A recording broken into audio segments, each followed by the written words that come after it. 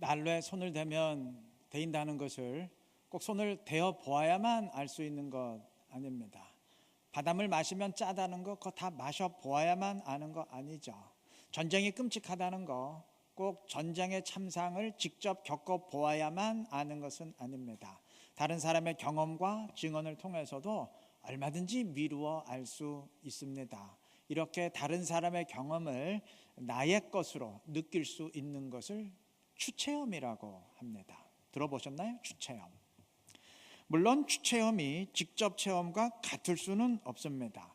가난의 고통을 추체험하는 것과 직접 겪는 것은 분명 달라요. 그럼에도 추체험은 사람을 사람 되게 하는데 굉장히 중요한 요소입니다. 어찌 보면 교양이 있다는 것, 또 분별력이 있다는 것은 추체험을 잘한다는 말일 수 있어요. 추체험의 양이 많다는 말일 수 있습니다. 역사를 통해 깨닫는 것도 일종의 추체험입니다. 과거의 역사를 마치 내가 직접 겪은 것처럼 깨닫고 느낄 수 있을 때 과거의 잘못된 역사를 되풀이하지 아니하고 성장하고 발전할 수 있는 것 아니겠습니까? 신앙의 세계에도 추체험은 굉장히 중요하고 또 반드시 필요합니다. 물론 추체험으로 만족해서는 안 되고 반드시 내가 직접 경험해야 되는 것들이 있습니다. 기도의 응답, 또 성령의 임재, 또 주님과의 만남. 그거는 남들 통해서 듣는 것으로 만족해서는 안 되고 내가 직접 경험해야죠. 저 사람이 저런 기도 응답 받았대. 그래서만 은혜를 받을 것이 아니고 나도 직접 기도의 응답을 받고 나도 성령을 체험하고 나도 주님을 직접 만나고 그래야 되겠죠. 그런데 그렇게 할 수 없는 것들이 있습니다. 하나님은 매번 홍해를 가르시고 이집트의 군대를 물리쳐 주시지는 않습니다. 하나님은 매번 하늘에서 만나를 내리시고 또 반석에서 물이 솟아나게 하시지는 않아요. 때문에 그러한 성경의 사건들은 내가 직접 경험할 수가 없습니다. 그 대신 성경 말씀을 통해서 그들에게 일어났던 일이지만 마치 내가 겪은 것처럼 적용하고 추체험할 수 있어야 될 것입니다. 그래서 그들에게 베푸신 은혜를 나에게 직접 주시는 은혜로 느낄 수 있어야 되고 또 반대로 그들이 불순종해서 당한 징벌을 내가 직접 당한 것처럼 깨닫고 나 역시 경각심을 지닐 수 있어야 될 것입니다. 느헤미야가 그러하였습니다. 느헤미야서 1장 6절에서 느헤미야는 나와 내 아버지의 집이 범죄하여 라고 회개합니다. 우리말 번역에는 나와 내 아버지의 집이 이렇게 한꺼번에 몰았었지만 원문에는 내가 범죄하여 그리고 나의 아버지의 집이 범죄하여 이렇게 나눠서 썼습니다. 여러분, 느헤미야는 지금 자기의 죄를 회개하고 있는데 엄밀히 말하면 잘못은 앞선 세대가 한 것이지 느헤미야하고는 아무런 연관이 없어요. 아무런 상관이 없어요. 그럼에도 느헤미야는 내가 범죄하여 이렇게 자신을 가장 먼저 포함시켰습니다. 왜 그랬을까요? 과거에 일어났던 일이지만 그 과거의 역사를 마치 자신이 겪은 것처럼 느꼈기 때문입니다. 느헤미야가 앞선 세대의 잘못을 반복하지 아니하고 온전하게 신앙생활을 할 수 있었던 중요한 이유가 아니겠습니까? 반면 그와 정반대되는 모습을 보이는 사람도 있습니다. 예를 들면 사사기의 백성들입니다.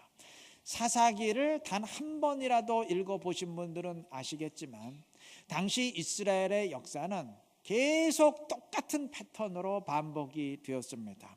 앞선 세대가 불순종해서 징벌을 받았음에도 그 후 세대가 똑같은 일을 반복해서 또 징벌을 받고 그 다음 세대가 또 똑같이 하고 약간 이렇게 계속 불순종과 징벌의 역사가 아주 판에 박은 듯이 계속 반복됐습니다. 역사가 되풀이되는 이유는 역사를 통해 깨닫고 배우지 못하고 연도만 외우기 때문이다. 누군가 그런 말 했는데 이들이 꼭 그런 식이었어요. 성경 말씀에 개가 그 토한 것을 다시 먹는다고 이들이 그랬어요. 불순종해서 징벌 받아놓고 또 똑같은 잘못에 또 벌받고 또 똑같이 반복하고 계속 그랬습니다. 여러분, 세상엔 추체험을 통해서 다른 사람이 당한 일을 통해서도 깨닫고 배우는 사람이 있는가 하면 자기가 직접 당해놓고도 그거 깨닫지 못하고 또 계속 당하는 사람이 있어요. 그러니까 남이 소를 잃어버리는 걸 보면서 자기 집 외양간 고치는 사람이 있는가 하면 자기 집 소를 잃어놓고도 외양간 고치지 않아서 똑같이 또 잃어버리는 사람도 있다는 말입니다. 오늘 본문은 바로 그러한 어리석은 사람을 증언하는데 정말 충격적이게도 그 사람은 다윗이었습니다. 여러분, 다윗이 물론 신실하고 지혜로운 사람이었지만 딱 한 가지 면에 있어서는, 그러니까 이상하게도 자식 문제에 있어서만큼은 정말 어리석은 모습을 보였습니다. 다윗을 기름 부어 세운 지도자가 사무엘이었고 그 사무엘을 성소에서 직접 양육했던 사람이 엘리 대제사장이었는데 이 두 사람은 모두 나라의 최고 지도자였음에도 자식 관리에는 여지없이 실패했던 사람입니다. 엘리 대제사장은 자신은 신실했지만 그의 두 아들 홈니와 비느하스가 아주 패역하기 짝이 없었다는 사실 우리 다 아시죠? 그런데도 엘리 제사장은 그 두 아들을 내치지 않고 그냥 말로만 타이르다가 결국 그의 두 아들과 함께 하나님의 심판을 받았습니다. 자, 사무엘은 성소에서 엘리 대제사장에 의해 키워졌기에 누구보다도 이 사실을 잘 알아요.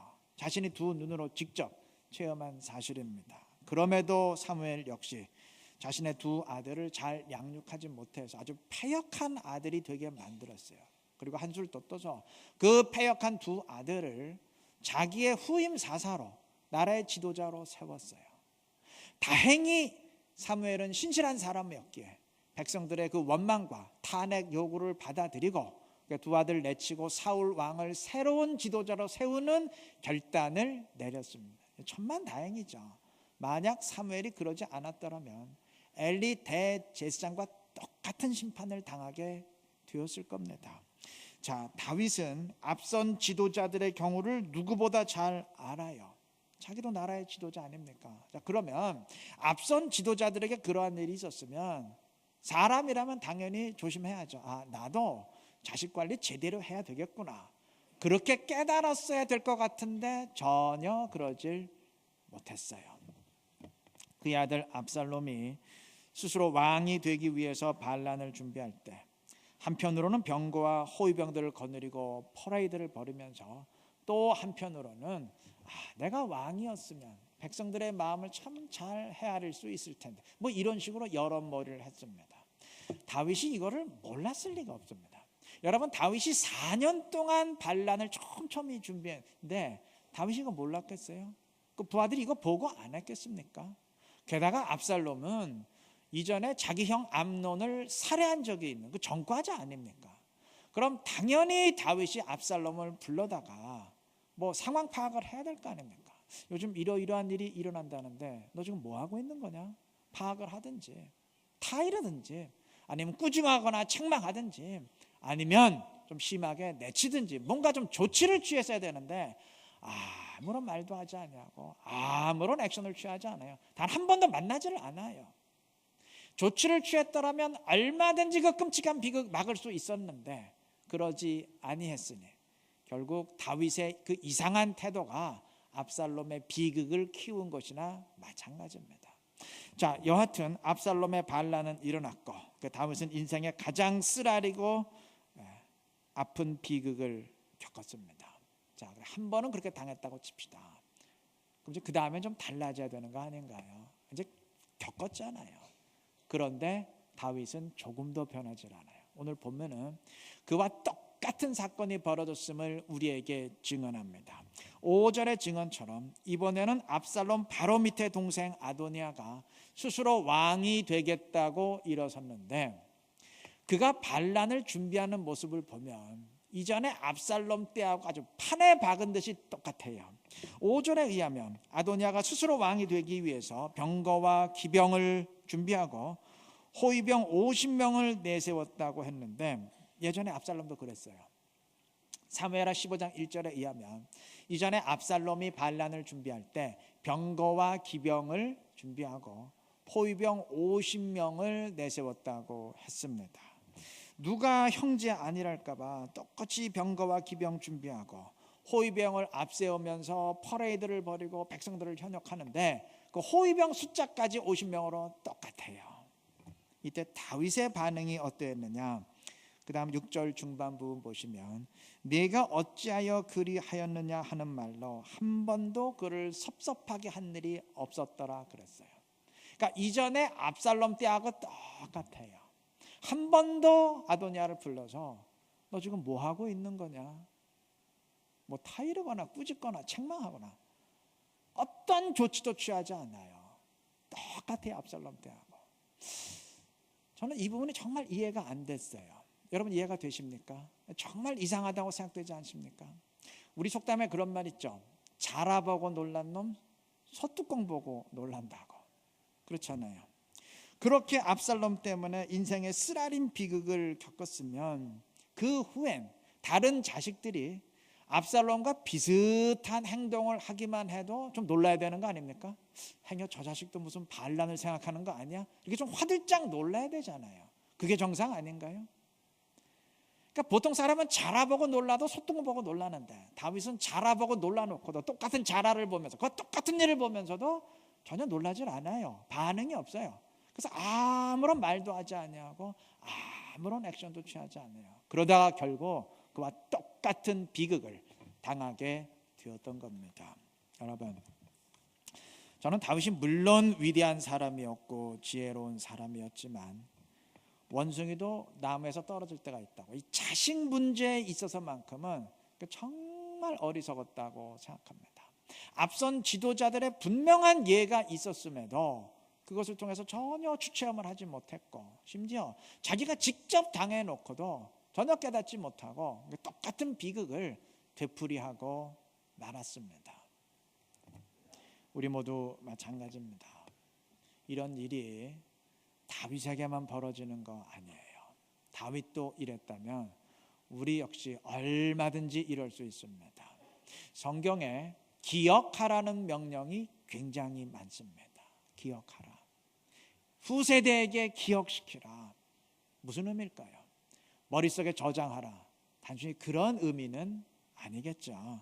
그때의 사건을 통해서 깨닫고 그래서 잘못된 역사를 절대 되풀이하지 말라는 말이겠죠.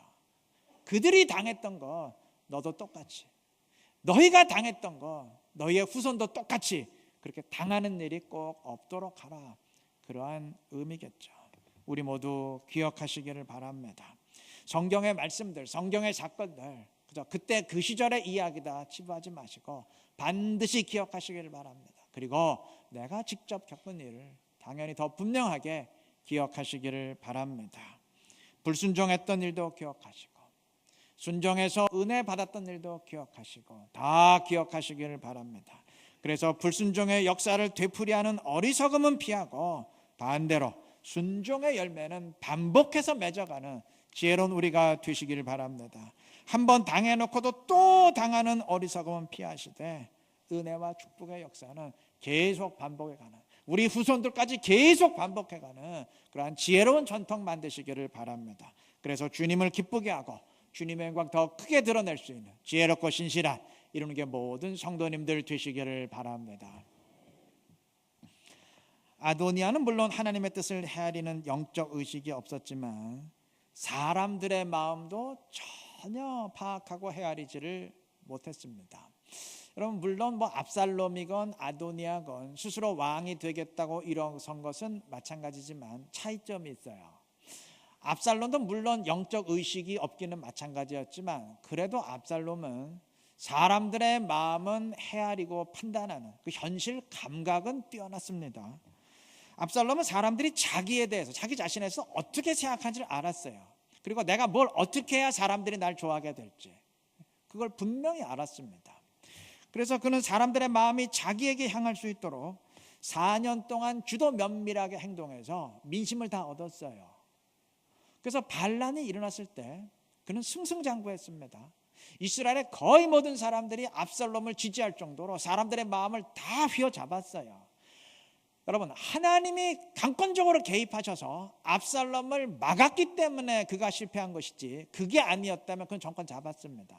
이게 만약에 하나님 나라의 역사 아니고 일반 역사였다면 압살롬은 성공했을 겁니다. 다 제거하고 정권 잡았을 거예요. 그러니까 교활하긴 했지만 그래도 그는 머리는 잘 돌아가는 사람이었어요. 아도니아는 어땠는지 아세요? 아도니아는 전혀 감각이 없었어요. 정말 감각이 없었습니다. 아마 아도니아 자신은 이렇게 생각했을 거예요. 우리 아버지 다윗은 이미 나이 많아 늙었다. 그래서 사람들이 별로 좋아하지 않는다. 근데 남아있는 자식들 가운데 뭐 암논도 죽고 압살롬도 죽고 다 죽고 내가 제일 연장자니까 당연히 사람들이 나를 생각할 것이고 나를 환영해 줄 거다라고 확신했는지 모르지만 완전한 착각이었어요. 사람들은 전혀 아도니아를 지지하지 않았고, 그래서 그가 왕이 되겠다고 일어서자마자 힘 한 번 제대로 써보지 못하고 바로 진압당했어요. 아도니아도 놀랐겠죠. 이럴 리가 없는데, 사람들이 이럴 리가 없는데 당황했겠죠. 그러니까 이때는 이미 늦었습니다. 여러분, 아도니아처럼 사람들의 마음을 전혀 헤아리지 못하는 거, 이거 우리 누구에게도 있을 수 있는 일입니다. 누구건 사람들의 마음을 찌푸리게 만드는 말과 행동을 하면서도 다들 동의하고 좋아한다고 착각할 수 있어요. 자기는 그렇게 생각하니까요. 또 별 의미 없는 쓸데없는 것에 목소리를 높이면서도 다른 사람들 다 자기와 똑같이 그걸 굉장히 중요하게 생각한다고 착각할 수도 있어요. 자기는 그게 중요하다고 생각하니까요. 이 외에도 예를 들면 참 많겠죠. 폴 트루니에라는 사람이 이런 말을 했어요. 세상에서 혼자 할 수 없는 게 두 가지가 있다. 하나는 결혼이고 하나는 그리스도인의 신앙생활이다. 네, 맞는 말입니다. 신앙생활은 절대 혼자 할 수 없어요. 혼자 할 수 있으면 하나님 왜 교회를 만들었겠습니까? 그냥 혼자 기도하고 예배하게 놔두지요. 우리가 교회를 이룬 이상, 그리고 교회가 그냥 모였다가 헤어지는 집단이 아니고 서로 영향을 주고받는 공동체인 이상 하나님과의 관계 못지않게 사람과의 관계도 중요합니다. 하나님의 마음을 헤아리는 영적 의식도 당연히 있어야 되지만 사람들의 마음을 헤아릴 수도 있어야 되는 이유입니다. 그리고 이 둘은 사실 분리된 것이 아니고 같이 가는 경우가 참 많아요. 제가 지난주 한 주간 이제 태국 선교지를 방문했었습니다. 근데 사실 이제 선교지 방문이라고 여러분에게 소개했죠. 사실 선교지 방문이 아니었고 그 일주일 동안 그 태국의 평신도 지도자들 이제 그 분들이 이렇게 모이면 그분들에게 이제 11번 제가 이제 말씀을 전하는 이제 그러한 일을 맡아서 갔어요. 근데 이제 첫날 말씀을 전하면서 제가 좀 뭔가 이상한 느낌을 받았어요. 왜냐하면 저는 태국이 처음이었거든요. 또 그분들은 그 지역이 굉장히 시골이에요. 많이 좀 문화가 떨어져 있는 그 시골이라서 우리하고 좀 지식 수준이 다르고 신학 교육을 제대로 받지 못했고 또 정서가 달라요. 태국의 정서와 우리 정서가 달라요. 교회 분위기도 다르고. 그러니까 저는 말씀을 준비하면서 대충 얘기를 듣고 이 정도 말씀을 전하면 사람들이 좋아할 거다. 그러니까 우리가 좋아할 만한 말씀 이렇게 준비해 갔는데 이게 현실이 그렇지 않더라고요. 그들의 정서와 우리의 정서가 다르고 그들에게 필요한 것과 내가 생각한 것이 달랐어요.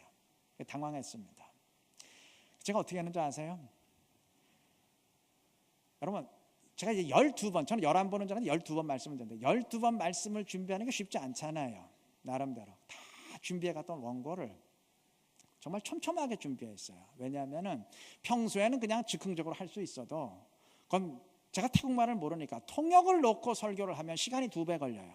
그렇지 않습니까? 내가 한마디 하면 그 통역이 또 전달해 줘야 되니까. 그러니까 아무래도 지루할 수밖에 없기 때문에 원고를 완벽하게 써가야 그 말만 하고 와야 그나마 지루함을 줄일 수 있다. 날도 또 얼마나 덥습니까? 한국도 더운데 태국은 더 더워요. 준비해 갔는데 그 원고 거의 대부분 그 자리에서 다 폐기 처분했어요. 그리고 거의 밤잠을 안 자면 컴퓨터도 없고 아무것도 없어요. 그리고 또 이렇게 불도 어두운지 그 종이에도 다시 썼어요. 근데 엎친 데도 엎친 격으로 날씨도 더운데 물도 안 나와요. 3일 동안 물이 안 나왔어요. 고생 많이 했습니다. 3일 지나니까 물이 나오더라고요. 그래서 아무리 말씀을 12번 전해도 일주일이니까 시간이 남을 때 있잖아요. 부지런히 써서 다시 원고를 작성했습니다. 그들에게 필요한 말씀, 이렇게 해야 그들에게 더 좋은 말씀이 되고 더 통하겠다. 말씀을 다 준비해서 그래서 그것으로 제가 말씀을 전하고 세미나를 인도했습니다. 저는 최선을 다했다고 생각하는데 얼마나 그들에게 도움이 될지는 모르겠어요. 하나님이 아시겠죠. 그러나 확실한 것은 제가 처음 준비했던 원고로 한 것보다는 내가 고쳐서 한 것이 훨씬 그들에게는 더 도움이 됐다. 그것만은 확실해요. 여러분, 말씀을 준비하는 것은 물론 영적 의식을 지니고 하나님의 뜻을 파악하는 겁니다. 그러나 그것을 전달하기 위해서 나는 하나님의 뜻을 알았으니까 선포하면 된다. 그게 아니죠. 듣는 사람들의 정서가 어떤지, 듣는 사람들이 지금 무엇을 원하고 있는지, 그들의 필요가 무엇인지 그걸 파악했을 때 더 열매가 귀하게 맺힐 수 있는 거 아니겠습니까? 절대 영적 의식과 인간의 파악은 따로따로 가는 게 아니에요. 함께 갈 수 있는 겁니다. 하나님의 마음도 헤아리시되 사람의 마음도 헤아릴 수 있는 지혜로운 우리 모두가 되시기를 바랍니다. 자, 다음엔 영적 의식을 한번 보십시다. 이 아도니아는 사람의 마음도 파악하지 못했지만 하나님의 뜻도 정말 파악하지를 못했어요. 뭐 당연하죠. 인간적으로 어리석은 사람이 영적으로 지혜로울 리가 없겠죠.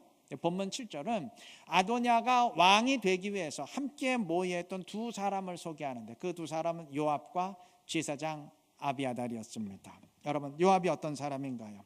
제가 다윗에 대해 설교하면서 요압을 한 두어 번 언급한 적이 있었던 것 같아요. 이미 언급했으니까 반복은 생략하고 딱 한마디로 말하면 이 사람은 뭐 하나님의 뜻은 전혀 안중에도 없고 오직 자기의 이기심 때문에 또 자기의 주관으로 판단하고 행동했던 사람이에요. 그래서 벌써 몇 번 나라를 위태롭게 만들었지 않습니까? 그것 때문에.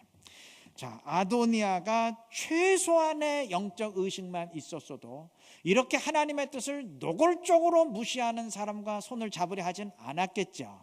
그럼에도 아도니아는 제일 먼저 요압과 손을 잡았습니다. 영적 의식 자체가 없는 거죠. 자, 그 다음에 아도니아가 끌어들인 또 한 사람은 제사장 아비아달입니다. 우리 얼핏 생각하기에 야, 그래도 제사장을 끌어들인 거 보니까 나름대로 영적 의식이 있었네 하기 쉽지만 아니요, 천만의 말씀이에요.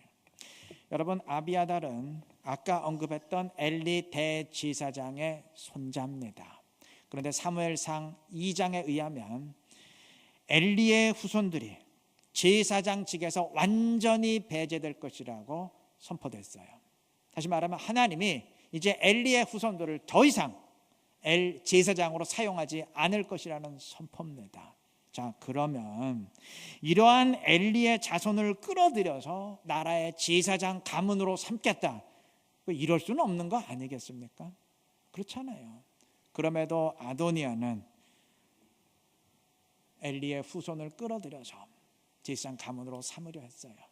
그러니까 이 사람에게는 하나님이 이 일을 어떻게 생각하실까, 하나님이 나를 지금 어떻게 바라보실까, 이런 영적 의식 자체가 없었던 것 같습니다.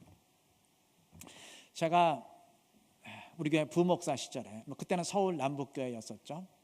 하루는 3층에 도둑이 들어가지고 밤에 3층 사무실 유리창 다 깨고 컴퓨터하고 이것저것 하여간 집어간 적이 있었어요.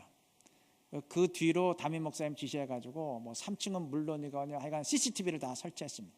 그래서 누가 어느 방에 들어가서 뭘 하는지 다 알 수 있도록 만들었어요. 그 다음부터는 도둑이 안 들었어요. 제가 듣기로는 제가 있을 때 있는 아는데 우리 교회 예전에 도둑 들어왔고 여기 수천만 원짜리 카메라 다 뜯어가고 그랬던 얘기 들었던 적이 있어요. 근데 어쨌든 CCTV 설치한 이후로는 단 한 번도 도둑이 들지 않았어요.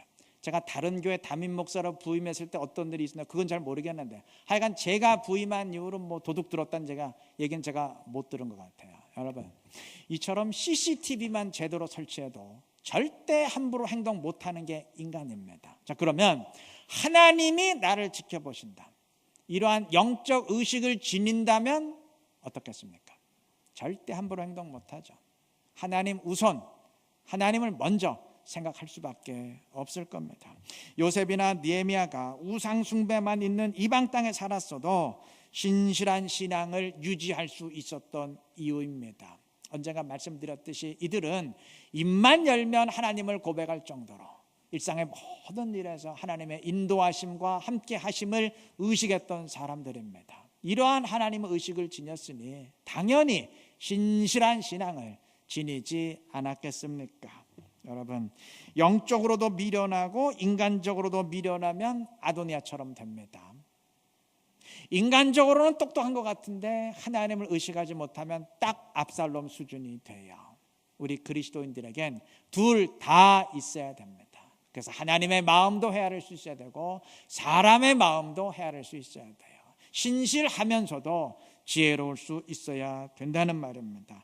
그래야 하나님께도 칭찬받고 사람에게도 칭찬받는 그리스도인들이 될 것입니다. 오늘 아도니아의 모습 그리고 압살롬의 모습을 반면교사로 삼으시기를 바랍니다. 그래서 하나님에게도 기쁨이 되고 사람에게도 기쁨이 되는 지혜로우면서 신실하고 신실하면서도 지혜로운 그리스도인들 되어서 하나님의 영광 더 충만히 드러낼 수 있는 우리 모두가 되시기를 바랍니다. 말씀 맺겠습니다. 오늘 다윗과 아도니아의 안 좋은 모습만 보았는데 이제 마지막으로 나단 선지자의 좀 좋은 모습, 영적 모습을 좀 한번 보십시다.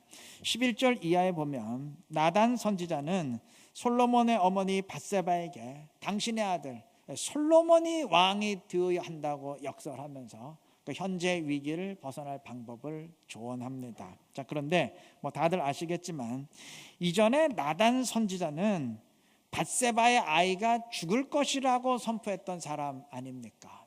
그 선포대로 밧세바의 아이는 죽었고 솔로몬은 그 이후에 태어난 아들입니다. 자, 그러니까 얼핏 생각하기에 예전에는 나단이 밧세바 반대편에 서서 공격했던 것 같고, 그렇잖아요. 네 아들 죽는다 선포했으니까 밧세바의 그 반대편에 섰던 것 같고, 또 지금은 반대로 어떻게 하든지 밧세바의 아들을 왕으로 만들기 위해 노력하는 그 밧세바 편에 선 것 같지만 아니에요. 그는 밧세바 반대편에 섰던 적도 없고 또 지금도 절대 밧세바 편이 아닙니다. 나단 선지자는 그때건 지금이건 상관없이 오직 하나님 편일 뿐입니다. 여러분, 그가 밧세바 편이었기 때문에 너의 아들이 왕이 되어야 된다 하고 그를 밧세바를 도왔던 것도 아니고, 또 반대로 밧세바 반대편이고 밧세바를 싫어했기 때문에 그 아이는 죽는다 선포했던 것이 아니에요. 사적인 감정은 나단 선지자에게 전혀 상관없는 일이었습니다. 우리도 반드시 그래야 됩니다. 설령 어떤 사람이 싫어도 그것 때문에 은근히 트집을 잡아서는 안 되는 일이고, 반대로 그 누가 개인적으로 아무리 좋다 하더라도 말씀이 아닌데 절대 편들어서는 안 됩니다. 아무리 그 사람이 내가 개인적으로 싫어도 그의 말이 타당하다면 그것만큼은 반드시 동조해 줄 수 있어야 되고, 반대로 그 사람이 아무리 개인적으로 싫어도, 아무리 그 사람이 개인적으로 좋아도 아닌 것은 끝까지 아니어야 됩니다. 사적인 감정 죽여야 됩니다. 여러분, 오늘 다윗이 왜 이런 일을 벌였습니까? 왜 이러한 비극을 막지 못했습니까? 다른 사람이었으면 분명 막았을 거예요. 근데 자식이다 보니까 아버지의 마음 때문에 그 사적인 감정 다스리지 못해서 결국 이런 비극 몇 번씩 되풀이한 것 아닙니까? 저는 역사를 보면서 참 다행이다 하는 게 있어요. 여러분, 다윗이 왕정 시대에 태어난 게 천만다행입니다. 만약에 다윗이 사사로서 민족의 지도자가 되었다면 이 사람 엘리 대상 꼴 날 뻔했어요. 한 번도 안 불렀을 거 아닙니까? 자기 아들 한 번도 안 부르고 책망 안 했을 거 아닙니까? 그러면 엘리하고 똑같은 꼴이 났을 거예요. 천만다행으로 왕정 시대였기 때문에, 왕정 시대는 자기 아들이 왕이 되는 시대 아닙니까? 그래서 넘어간 것이지 그냥 넘어간 건 물론 아니죠. 비극을 다 겪고 넘어갔지만 어쨌든 뭐 자기 아들이 왕 된 게 문제는 아니었죠. 만약에 사사 시대였다면 정말 큰일 날 뻔했어요. 똑같이 심판당할 뻔했어요. 여러분, 사적인 감정 제어하지 못하면 얼마든지 비극은 일어날 수 있습니다. 그 사람이 누구냐에 따라서 절대 말씀의 기준이 그것 때문에 왔다 갔다 해서는 안 됩니다. 무조건 내가 좋아하는 사람이라고 해서 그 편이 되어서도 안 되고, 반대로 무조건 내가 싫어하는 사람이라고 해서 절대 그의 반대편에 되어서는 안 됩니다. 우리는 무조건 하나님 편이어야 되고 어떤 경우도 말씀의 편이어야 됩니다. 그렇게 내가 하나님 편이 될 때 하나님도 내 편이 되어 주십니다. 언젠가 얘기했던 것 같은데 미국이 남북전쟁 벌였죠. 근데 미국은 기독교 국가였거든 그때요. 그래서 남부군도 하나님께 도와달라고 승리하게 해 주옵소서 기도하고 싸우고, 북부군도 링컨의 북부군도 하나님께 기도하면서 승리를 원하고 싸웠어요. 그러니까 누가 링컨에게 물었대요. 우리도 이기게 해달라고 기도하고 싸우고 저쪽도 이기게 해달라고 하나님께 기도하고 싸우는데 하나님 누구 편이신가요? 근데 링컨이 이렇게 말했다고 합니다. 하나님 누구 편도 아닙니다. 하나님은 오직 하나님 편입니다. 우리는 하나님께 내 편이 되어달라고 기도할 것이 아니고 반대로 우리가 하나님 편이 되어야 합니다. 저는 이게 정답이라고 생각합니다. 그 누구 편도 우리가 들어서는 안 되고 오직 하나님 편이 되고 오직 말씀의 편이 되어야 할 줄로 믿습니다. 그때 하나님이 우리와 함께 하실 줄로 믿습니다. 이 사실 꼭 기억하시길 바라요. 그래서 시대의 흐름과 상관없이 내가 좋아하는 사람이냐 싫어하는 사람 상관없이 오직 말씀의 편에 서시고 오직 하나님 편에 섬으로써 하나님의 뜻을 이루고 하나님의 영광 더 크게 드러낼 수 있는 지혜롭고 신실한 우리 이루는 게 모든 성도님들 되시길 그리스도의 이름으로 축원합니다.